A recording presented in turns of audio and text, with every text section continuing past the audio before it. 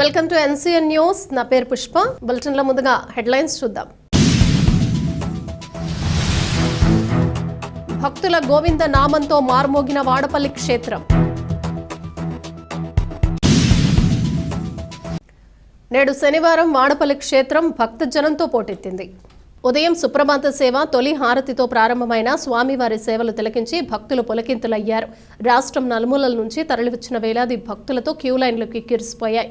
భక్తులు గోవింద నామస్మరణతో వాడపల్లి గ్రామం మారుమోగింది. క్యూ లైన్లలో వేచి ఉన్న భక్తులకు ఆలయ సిబ్బంది తగిన ఏర్పాట్లు చేశారు. వేలాదిగా తరలివచ్చిన భక్తులకు అన్నదాన కార్యక్రమం నిర్వహించారు.